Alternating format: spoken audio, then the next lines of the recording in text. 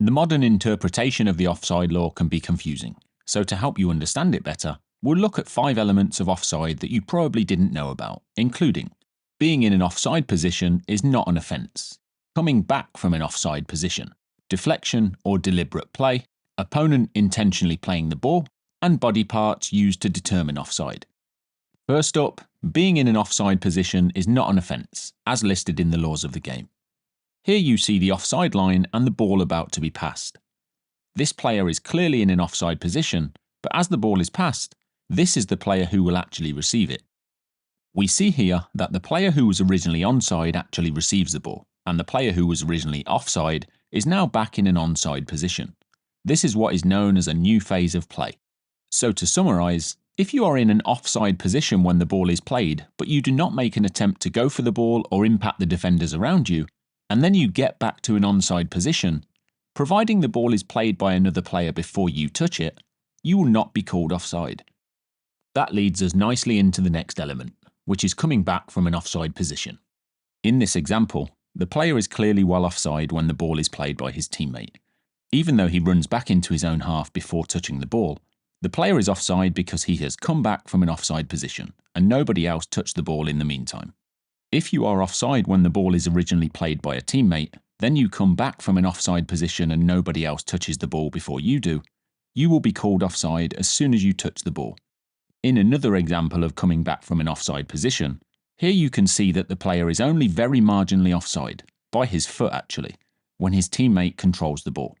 Because he is coming back from an offside position and then directly receives the ball, offside is correctly called. Now on to a subjective area of the offside law which is not well known, a deflection or deliberate play. This example shows the player clearly offside when the ball is played into the penalty area. However, remember that being in an offside position is not an offence. The defender attempts to clear the ball, but his clearance is impacted by an opponent. The ball then drops to the player who was originally offside, and he scores, but the goal is disallowed. Essentially, the defender's touch doesn't actually count as a touch to reset the offside phase, so the player who was originally in an offside position is correctly penalised, although this is a subjective area of the offside law, and so each situation has to be assessed by the referee and VAR if it is available. Let's briefly look at the IFAB guidance on the difference between a deflection and deliberate play. A player in an offside position who receives the ball from a deflection is penalised for being offside and gaining an advantage. However, a player in an offside position who receives the ball from a deliberate play is not penalised for being offside. So what is a deliberate play? You can see here that it's basically when a player is able to either gain control of the ball, pass it to a teammate, or clear it.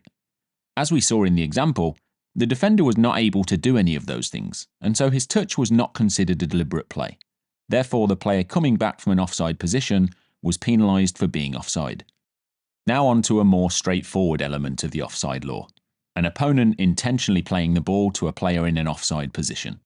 The player here is clearly offside when the ball is played to him, but because the ball is played by an opponent, offside is not a consideration. Strangely, this player was actually called offside during the Qatar 2022 World Cup, but this was an incorrect decision. You cannot be offside if you receive the ball from an opponent who deliberately plays it. Finally, let's address the body parts used to determine offside. The parts of the body that determine whether a player is offside or not are only the parts which you are legally allowed to score a goal with. Basically, every part of your body except your hands and arms. This image shows which part of the arms are not considered for offside. Anything below the upper arm, level with the armpit. The laws of the game specifically reference this, as you can see here, but let's look at an example. The comparison for offside here is between one player's boot and the other player's upper arm. The upper arm limit based on the graphic we saw is determined by this red line, and so this yellow triangle is basically the area of the player's body that is considered offside. Hopefully these examples help you better understand the modern offside law and how it is applied. If you have any questions, please post them in the comments below. Thanks for watching.